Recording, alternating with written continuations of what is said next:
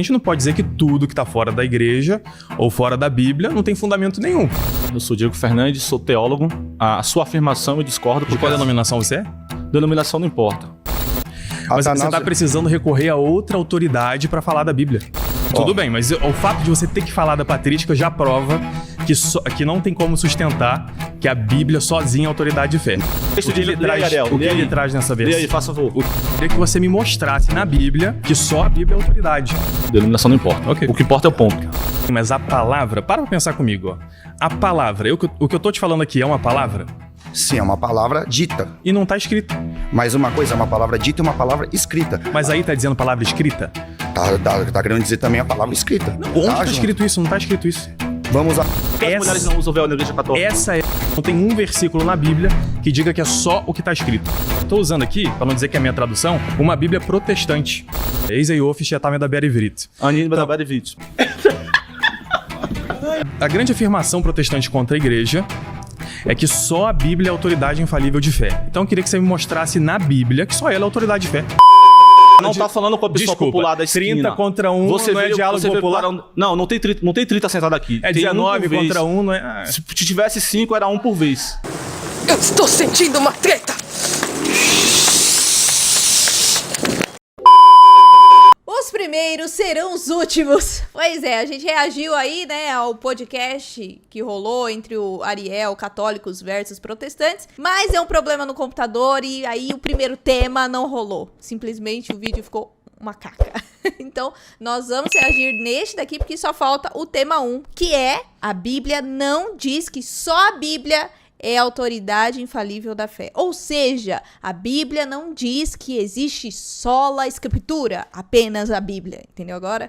Então bora lá reagir a este tema. Como é que é seu nome?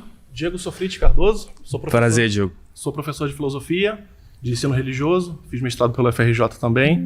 E vim tentar pensar um pouquinho sobre a questão da Bíblia ser ou não. Qual que é a sua denominação? Eu sou um desigrejado. Desigrejado. O que é um desigrejado? Ele não se identifica com nenhuma denominação cristã, ou seja, não pertence a uma igreja, tá? Ele é cristão, ele é evangélico, ele é protestante, mas não segue uma igreja, né? Da Universal, Graça de Deus, Mundial, enfim, tá? Então é por isso que falam desigrejados. Vou começar concordando com a sentença, mas vou tentar mostrar que a conclusão que provavelmente vai sair daí não se sustenta. Por quê? Porque a ideia é que provavelmente, se eu entendo que a Bíblia ela não se vê como autoridade infalível da fé, de fato ela não se vê. Ela não se vê como a única autoridade infalível de fé. Sim, porque como a Bíblia ela é um livro composto por livros, ela acaba que ela não se autorreferencia. E aí, nesse sentido, se eu for expandir para outras... Não é certo dizer que ela não se autorreferencia, porque, inclusive, a Bíblia é um dos livros, de coletâneas de livros, que mais se citam entre si. Então, ela fala o tempo inteiro sobre ela. Mas ela não diz que só ela tem toda a autoridade. Por exemplo, se a gente for para a segunda carta de Pedro, capítulo 3, no versículo 15, nós temos aqui: o nosso amado irmão Paulo vos escreveu segundo a sabedoria que lhe foi dada, falando disto, como em todas as suas epístolas, entre as quais há pontos difíceis de entender, que os indoutos e inconstantes torcem igualmente as outras escrituras para a sua própria perdição. Então aqui a gente tem a escritura, citando a escritura, e dizendo que já tem gente interpretando mal a ela. Sim. Ela não diz que é a única autoridade, mas já dá até aqui uma dica de que é necessário alguém para interpretar. Sim, mas aí o que acontece? Se a gente abre para itens fora da Bíblia como autoridade para o cristianismo, a gente vai acabar caindo ou na tradição, ou no magistério. Ou nos dois, né? Ou nos dois. E aí, qual é o problema? A própria tradição, em algum sentido, não delimita por ela mesma onde ela começa e onde ela termina. Ela também não tem uma autorreferência. A tradição também não, verdade. Vou dar um exemplo simples. Santo Agostinho, e aí estou chamando de santo em respeito ao catolicismo. Santo Agostinho, de certa forma, cristianizou Platão e São Tomás de Aquino, de certa forma, cristianizou Aristóteles. E eu não posso assumir que eles dois fazem parte da tradição, porque eles são pagãos e estão antes. Então, o que eu quero dizer com isso? Mas você só não pode esquecer que o seu som ressoa e se espalha em toda a terra. São Paulo diz pra gente que os pagãos, isso é no capítulo 1 da carta aos Romanos, ele diz que os pagãos não têm uma desculpa por não ter ouvido o evangelho, porque dentro do seu coração eles já tinham, de alguma forma, o som de Deus. Então, o fato da igreja trazer coisas que vieram antes de Cristo ou existiam ali fora da cultura judaica, isso não quer dizer que aquilo esteja errado, porque todos nós viemos de Adão e Eva, e Deus fez alianças com Adão e Eva, com Abel, com Davi, com Moisés, né? Então tem vários níveis assim, de aliança até chegar a Jesus Cristo. Mas a gente não pode dizer que tudo que está fora da igreja ou fora da Bíblia não tem fundamento nenhum. Nós sabemos que tem muita verdade espalhada por aí que a gente pode usar. Assim como os hebreus, quando saíram do Egito, usaram aquele espólio, né, que vinha o ouro que tinha lá no Egito para fazer a Arca da Aliança. E aqui eu dou uma pausa, porque esse trecho aqui, ele é mais importante para nós católicos do que para os protestantes. Eu já falei aqui várias vezes no canal, aliás, nos comentários também, no Instagram também, principalmente quando vem o assunto ecumenismo. O ecumenismo, o diálogo interreligioso, né, cai muito nessa questão porque as pessoas sempre falam, você não presta, você vai para o inferno.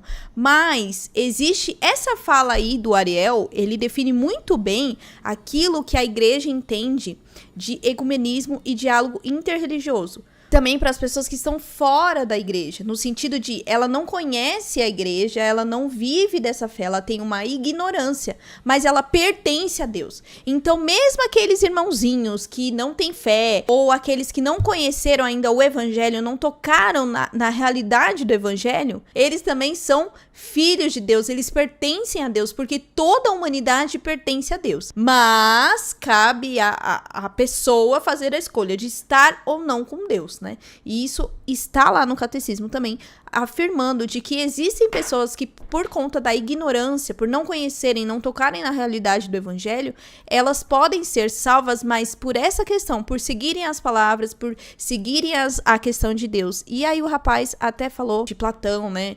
Mas se nós formos ver, isso causou muita confusão na época, mas a gente já falou isso aqui também, quando o Papa Francisco falou, né, sobre todas as religiões são como um caminho para Deus, porque é essa necessidade de nós termos Deus, de nós buscarmos Deus. Se você for ver em todas as mitologias antigas, sempre existia a busca por algo superior, um ser superior. Claro, existiam as deturpações, sim, mas se você for ver, algumas coisas se assemelham com aquilo que nós vivemos. Não quer dizer que nós somos pagãos, ou que copiamos, né, que tem gente que fala isso, copiamos a questão pagã, não é isso. Mas quer dizer que o ser humano, ele busca tanto o superior, esse ser que está acima de nós, que ele acaba vendo e tendo uma parte da verdade, não toda a verdade, né? Por isso que o catecismo diz que tudo subsiste na igreja católica, ou seja, tudo está na igreja católica, porque Deus se fez tudo, Deus é tudo para todos.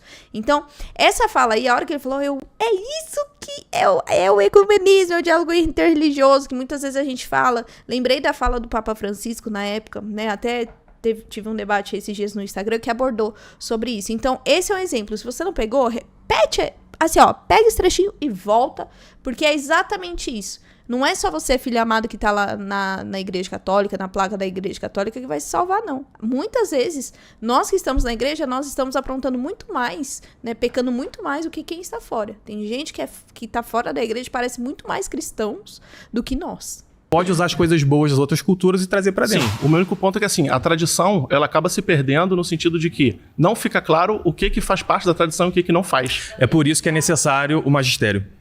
Isso algumas pessoas também falam, né? E aí a gente cai nessa questão. Tudo eu preciso ver e é como se eu tivesse que ter documentado. Por exemplo, a Bíblia que nós temos hoje, ela está documentada, aquilo que foi a revelação de Deus, a palavra, os oráculos, né? Então, ali eu sei o que é certo e o que é errado. Agora, a tradição não tem um documento como da Bíblia, né? Então, por isso que ele falou, não tem como delimitar. Mas nós temos toda a questão do magistério. O magistério da igreja nos traz todas essas informações. Por isso que é importante entender essas três bases da igreja. A palavra de Deus que não vem apenas na questão de papel, escrita no papel, mas também daquilo que foi tradição oral dos nossos antepassados desde o Antigo Testamento. Então, a palavra de Deus, que é a Sagrada Escritura, né, que hoje nós temos aí, a tradição e o magistério. É por isso que a Igreja Católica ela não pode sair de nenhum desses pilares. Por isso que nós não vivemos só da Sagrada Escritura, por isso que não vivemos apenas da tradição e nem do magistério. Essas três coisas, elas precisam andar juntas. Se uma sair fora, não é a Igreja Católica Apostólica Romana, igreja que veio dos apóstolos, igreja primitiva, tá? Como é que é seu nome? Meu nome é Matheus. Prazer conhecê-lo, Matheus. De qual denominação? Sou da Assembleia de Deus. Ah, Tudo bom, Ariel? tudo ótimo. Então, eu discordo de você que eu quero colocar aqui alguns pontos. Primeiro bem. de tudo, a própria patrística vai estar falando acerca do favorecimento das escrituras. Por Mas exemplo, é engraçado você trazer a patrística, porque a grande afirmação protestante contra a igreja é que só a Bíblia é a autoridade infalível de fé. Então eu queria que você me mostrasse na Bíblia que só ela é a autoridade de fé. calma aí, eu vou mostrar, só um instante. Aliás, é um ponto a nós falarmos aqui, que agora em muitos debates, né, muitos têm usado a patrística. Ju, o que é a patrística? Ela é todo esse período aí de filosofia medieval, que é do século II até o século VIII, mais ou menos, se eu não estou enganada. Ela é caracterizada pelos escritos dos padres da igreja, ou seja, pelos pais da igreja, que ela vem aí para tanto defender quanto difundir a fé cristã, né? Então, ela é muito focada nisso, no pensamento em relação ao cristianismo, em todas as buscas para refutar a questão do paganismo e também de ter as bases teológicas. Então, ela é tanto dessa nossa questão de igreja, da eclesiologia, quanto também da filosofia, da teologia e de todas essas questões que nos ajudam. Então, muitas coisas que nós sabemos hoje, essas reflexões, vêm por meio da patrística, que o pessoal tem usado muito em debate, muito em comentários. Nós já trouxemos aqui também, muitos já trouxeram nos comentários. E o que o Ariel colocou aqui é muito importante, porque fala-se tanto sobre a sola escritura, onde está na Bíblia? Me dá o versículo que fala, é apenas da Bíblia. Ou me dê os versículos sobre essa questão. Mas você está precisando recorrer a outra autoridade para falar da Bíblia. Mas antes, eu vou citar os patriarcas para depois ir para a Bíblia. Esse é o meu ponto, certinho? Tudo bem, mas o fato de você ter que falar da patrística já prova que não tem como sustentar que a Bíblia sozinha é autoridade de fé. Não. Por que você está trazendo então? Porque eu quero comprovar na própria questão essa coisa. Mas vamos lá. Eu queria inverter hoje o jogo, porque eu nasci numa cidade que é a maior concentração de igrejas protestantes, que é São Gonçalo, lá no Rio de Janeiro. Uhum. E desde pequeno eu estudei num colégio batista. E sempre fui questionado o tempo inteiro ali, onde está na Bíblia isso, onde está na Bíblia aquilo, e os protestantes sempre fogem para outro tema. Eu queria que você me mostrasse na Bíblia que só a Bíblia é autoridade. Então, Sempre é uma tentativa de atacar a Igreja Católica. Eu queria que vocês fundamentassem a própria posição. tudo bem. Então eu vou para a Bíblia, tudo bom? Tudo bem. Salmo 139, o verso de número 10 e 11 vai falar assim: como purificará o jovem o teu caminho? Guardando a palavra de Deus, não tradição nem magistério. A palavra de Deus no coração. É bom no, que você... no 105 vai dizer assim. Quando foi escrito esse salmo? Não, Antigo Testamento, tudo bem. Não, tudo bem. Mas nem a escritura inteira estava escrita aí. Então, quando ele fala palavra de Deus, ele não quer dizer exatamente palavra escrita. Mas são aquelas tradições que eles receberam de Moisés. Até porque Moisés, por exemplo, teve num tempo em que não existia língua hebraica. As pessoas não falavam hebraico ainda. Sim, mas ali foi Não escrito tinha ou não? como escrever. Foi escrita muito depois, isso, século V a.C. Mas se está escrito, está citado, não está? Tudo bem, mas a palavra... Para pensar comigo, ó. A palavra, o que eu tô te falando aqui é uma palavra? Sim, é uma palavra dita. E não está escrita. Mas uma coisa é uma palavra dita e uma palavra escrita. Mas aí tá dizendo palavra escrita? Tá querendo dizer também a palavra escrita. Não, onde tá junto. escrito isso? Não tá escrito isso. Vamos lá pelo Ó, exemplo. deixa eu em te Salmo trazer. 105. Você trouxe um versículo, deixa eu trazer outro para você então. Que é a segunda carta aos Tessalonicenses, capítulo 2, versículo 15. São Paulo diz o seguinte, e esse é um dos primeiros livros escritos no Novo Testamento. Ficai firmes e retende as tradições que vos foram ensinadas, seja por palavra, seja por epístola nossa. Ou seja, tanto o escrito quanto o falado é palavra de Deus. Não tem um versículo na Bíblia que diga que é só o que está escrito. Mas a partir do momento que você segue a palavra, se torna uma tradição. Veja em que diz também Marcos 17. São Paulo diz para seguir as tradições que foram ensinadas pelos peraí, apóstolos. Marcos 7 vai dizer assim lá a partir do... Falou de tradição aí, né? É importante nós lembrarmos, gente, que essa Bíblia aqui, ó, esta Bíblia, a Bíblia com capa, com folha, seja lá protestante, católica, ela veio por meio da tradição apostólica da igreja. Tudo isso que nós temos hoje, nós temos que louvar a Deus pela vida dos apóstolos. Então é a tradição apostólica da igreja. Porque Cristo não escreveu nenhum livro. A única coisa que tem, assim, diretamente de Deus, que podemos dizer, entre aspas, que caiu do céu, entre aspas, são as tábuas dos mandamentos. E numa época que nem tinha esse tipo de papel. Então, assim, Jesus não escreveu um livro, ele ensinou, ele viveu, ele morreu conforme aquela tradição na época, que era muito a tradição oral. E aí depois vinham as cartas, que vinham os pergaminhos. Então, assim, tudo isso foi transmitido durante, assim, anos, de forma oral. Então, se nós formos nos basear nessa questão, nem a Bíblia que nós temos hoje nós temos que acreditar, porque ela veio por meio da tradição apostólica. Aí, quando a gente fala isso, sabe o que as pessoas falam? Não, mas é porque vocês não são a igreja primitiva, vocês não são a tradição apostólica. Oi? Então, agradeça aos padres, aos freis, que lutaram, que traduziram assim, ó, fizeram várias cópias à mão a Bíblia para nós termos o que nós temos hoje. Com uma cara de bravo esse moço. Como é que é seu nome? Boa tarde, Ariel. Prazer. Eu sou Diego Fernandes, sou teólogo. A sua afirmação eu discordo. De qual denominação você é? Denominação não importa. Meu Deus! Um coice! Gente! Eu sou... Não, denominação não importa. Ok. O que importa é o ponto. Eu sou teólogo e eu estou aqui para defender que a sua afirmação está errada pelo próprio princípio escriturístico. Primeiro, se falarmos teologicamente, a própria função das escrituras é a revelação de quem Deus é. E se nós olharmos a Epístola Paulina a Timóteo, no capítulo 3, no versículo 16, segunda epístola, Paulo vai chamar as escrituras de teotópicos, ou seja, é o único livro ou é a única palavra que é inspirada direto por Deus. Isso lhe garante um caráter singular, ao qual a tradição nunca teve. Você poderia, na sua fala, mostrar para nós, em algum momento, a tradição tendo esse caráter de inspiração. Acabei de mostrar agora, 2 Tessalonicenses 2,15. São Paulo diz para eles seguirem as tradições. E outra coisa, eu estou usando aqui, para não dizer que é a minha tradução, uma Bíblia protestante. A Bíblia Almeida corrigida e revisada. Ou seja, tradições que devem ser seguidas porque são ditas pelos apóstolos. O texto que você está referindo é o texto de 2 Tessalonicenses, capítulo 2, versículo 15. Sim. Esse texto ele referenda não tradições posteriores, tradições apostólicas que foi passada para uma comunidade específica que não tem um conceito de universal. Você pode apontar uma tradição universal no primeiro século. Você trouxe aqui 2 Timóteo, capítulo 3, versículo 16. E ele diz que toda escritura é útil para ensinar, argumentar e corrigir. E cadê a tradição aí? Ou seja, o que São Paulo escreve na carta aos Tessalonicenses não é só para a comunidade de Tessalônica, é para todos nós. E por que as mulheres na missa não usam véu, então? Porque Paulo fala para Coríntios que as mulheres usaram o véu. Isso era uma questão cultural. Então, Paulo trabalha questões culturais. Outra coisa, o texto que você Não, peraí, você está dizendo que ele seguia as tradições que ele ensinou, é uma questão cultural de Tessalônica? Ele trabalhou questões culturais. Ele trabalhou com questões culturais em Coríntios. Por que as mulheres não usam véu na igreja católica? Essa é uma questão cultural? Por que não usam véu Essa é uma questão cultural. A pessoa tá um pouco nervosa, ela já tá indo pra outras questões. Vamos lá. Existem aquelas tradições que são as tradições apostólicas e tem as tradições eclesiais. Existem tradições que elas mudam de acordo com o contexto, de acordo com a cultura e de acordo com tantas outras questões. Mas não quer dizer, deixar uma coisa bem clara aqui, que a igreja está se modernizando, que não está. Aí um ponto. Sim, as pessoas usam, as mulheres usam véu.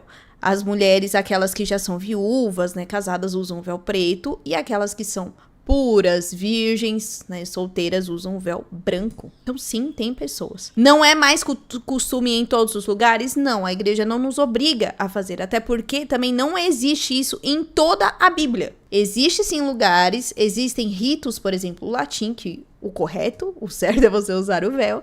Mas, por exemplo, no rito latino, né, você não precisa. Pode ir? Pode, mas não necessariamente você precisa viver esta tradição, entende? Então, irmão, antes de você falar, você deveria saber que tem mulheres que vão. Senhoras, jovens, tem mulheres sim, tá? Olha só, a pessoa tá parecendo uma criança, porque já tá com o braço cruzado assim, ó. Uma cara de bravo, meu Deus do céu. A carta aos Tessalonicenses é uma questão cultural. Eles estavam discutindo acerca de quando o nosso Senhor Jesus Cristo voltava. Era um problema teológico e cultural pertinente àquela denominação. Seguir as tradições ensinadas pelos apóstolos são só... Não, eu vou até mostrar mais uma pra você aqui, ó. Agora, responde uma coisa pra mim. Se Paulo diz que as escrituras é artios do grego, isso é suficiente, plena para completar o momento da boa obra, se as escrituras já não diz plena... que é suficiente. Me mostra na Bíblia que é... Artios, abre aí 2 Timóteo 3,16. Não diz que é suficiente. O texto grego diz que ela é artio, plena, capaz. Você que está em casa, pesquisa aí se diz ou não diz que ela é artios do grego, plena. Vamos então a ela, artios. Vamos à palavra de Deus. A palavra artios, grega, né? No grego antigo e no moderno, refere-se principalmente à ideia de estar completo, perfeito, ajustado ou número par, né? No contexto bíblico aqui, ó, 2 Timóteo 3,17 descreve um homem de Deus como completo ou perfeitamente equipado para toda boa obra, indicando que não falta parte necessária. Significa que algo ou alguém está perfeitamente preparado ou apto. Então, o que ele fala, né? Ele citou aí, 2 Timóteo, né? Vamos ver aí o que ele fala para nós acompanharmos aqui juntos também. Já pesquisamos aí. Mas o que nós pesquisamos e achamos aqui é de que fala sobre o homem estar completo. Vamos lá ver o que é que eles falam aqui. Segundo Timóteo. Por que o que é pleno não precisa de uma muleta para ajudá-lo, Ariel? É a palavra de Deus que é plena, mas não só a escritura. O texto de ele traz, Ariel, o que ele traz nessa versão. Lê aí, faça favor. Ah, meu filho, calma, lê aí, tô procurando, calma. Oh, meu Deus do céu, tá agitado, ansioso? Lê aí. Vamos trazer. Lê aí, 2 Ariel. Timóteo 3,16. 2 Timóteo 3,16. Lê aí, Ariel. Você não vai ler, não? Você não tá achando, não? Lê aí. Oh, meu Deus do céu. Toda escritura divinamente... Calma. Escritura? Toda escritura divinamente inspirada é proveitosa para ensinar, para redaguir, para corrigir, para instruir em justiça. Que o homem de Deus seja perfeito e perfeitamente instruído para toda boa obra. Exomanai no grego e artios no grego, que dá a ideia de plena, completa. Primeiro, vamos acabar também com esse negócio. 2 Timóteo, né? Capítulo 3. Vamos começar lá do 14. No 14. Tu, porém, permanece firme naquilo que aprendestes e crestes. Sabes de quem aprendestes e desde a infância conheces as Sagradas Escrituras. Lembrando que aqui não havia essa Bíblia. O que diz de Sagradas Escrituras é aquilo que lhe foi passado, os ensinamentos, certo? A gente tem que ir pelo contexto. Sabes que elas têm a condição de proporcionar a sabedoria que conduz à salvação pela fé em Jesus Cristo. Toda a escritura é inspirada por Deus, é útil para ensinar, para repreender, para corrigir e para formar na justiça. Por ela, o homem se torna perfeito, pleno, artios, capacitado para toda obra. Aonde que o texto diz que apenas a escritura, o que é dito, toda a escritura é inspirada por Deus? Sim, nós cremos nisso, senão nós não leríamos a Bíblia, nem seguiríamos tudo que tá nela. Ela não tá contradizendo aqui a tradição e nem o magistério. Ela só tá falando aquilo que é verdade. Toda a escritura é inspirada por Deus. Útil para ensinar, para repreender, para corrigir e para tornar a justiça, porque dentro dela o homem se torna completo. O homem. Vamos repetir aqui, ó. Por ela, a palavra de Deus, o homem de Deus se torna perfeito, capacitado. Por quê? Porque temos que ter a base em Deus, na palavra de Deus. Claro, na escritura, mas ela não exclui o magistério e nem a tradição. Posso assim, vou mostrar no grego, porque quem tá assistindo em casa não fala grego, vai saber que você tá dizendo é verdade. Eu falo hebraico fluente, fiz a minha faculdade em hebraico. Somos dois, eu também falo. Então, maravilha. Eis aí, Office, já tá da Berivrit. Anin da Berivrit. Muito bom.